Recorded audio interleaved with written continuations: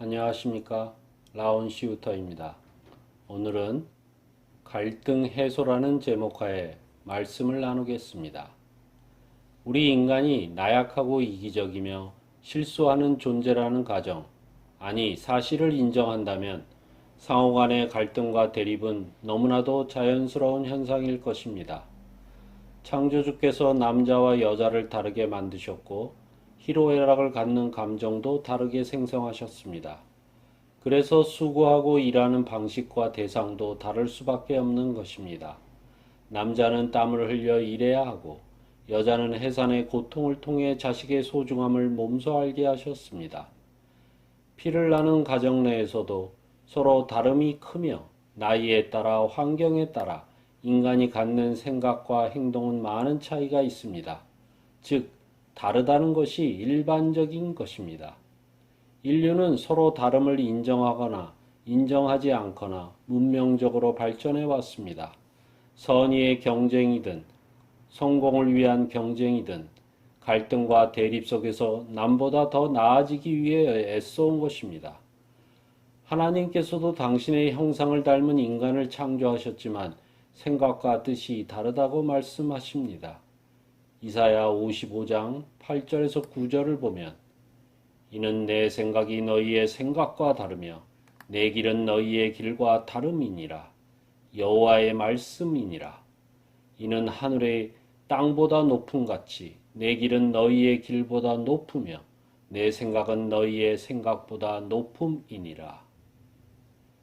이렇게 다름에도 불구하고 우리 인간을 사랑하시고 독생자를 내어줄 정도로 은혜를 베푸시며 돌아온 탕자가 되기를 세상 끝날까지 기다리십니다.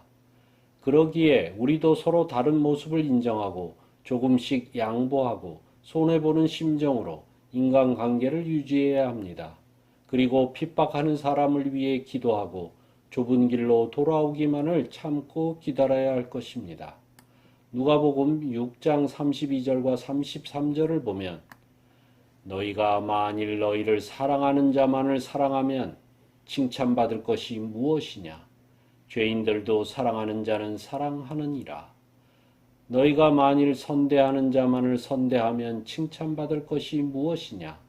죄인들도 이렇게 하느니라.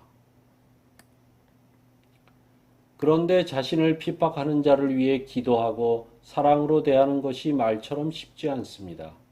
우리의 본능이 갖는 마음을 극복하여 선을 행하는 것이 많은 시련과 연단에 의해 쌓이지 않으면 삶 속에서 자연스럽게 나오기 힘든 것입니다. 그러기에 적당히 절제된 갈등과 대립, 그리고 회개와 반성 후에 피차 용서하고 긍휼히 여기며 나의 생각과 욕심을 내려놓는 과정이 반복되더라도 계속 참고 기다리면 그 고통에서 벗어나게 되고 사는 방식과 도를 깨달아 관계 속의 갈등이 점점 약화되고 결국 사탄의 유혹을 방어하는 능력이 나타나는 것입니다.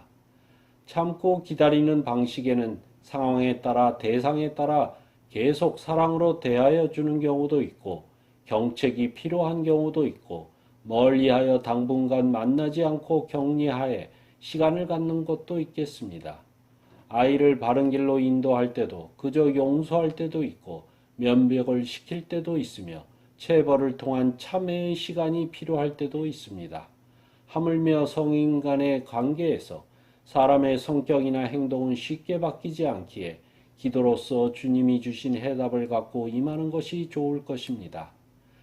특히 신앙 안에서 서로 뜻이 다를 때는 언쟁으로 답을 얻기보다는 각자 기도하는 시간을 통해 객관성을 유지하고 3번 정도의 권유를 해보고 소용이 없으면 거리를 두고 하나님의 전쟁에 맡기는 것이 방법일 수 있습니다. 예수님도 바리새인에게, 에스겔도 악인에 대해, 바울도 이단에 대해 이런 방법을 사용하셨습니다. 마태복음 10장 14절 누구든지 너희를 영접하지도 아니하고 너희 말을 듣지도 아니하거든 그 집이나 성에서 나가 너희 발에 먼지를 떨어버리라. 디도서 3장 9절에서 10절 그러나 어리석은 변론과 족보 이야기와 분쟁과 율법에 대한 다툼은 피하라. 이것은 무익한 것이요 헛된 것이니라. 이단에 속한 사람을 한두 번 훈계한 후에 멀리하라.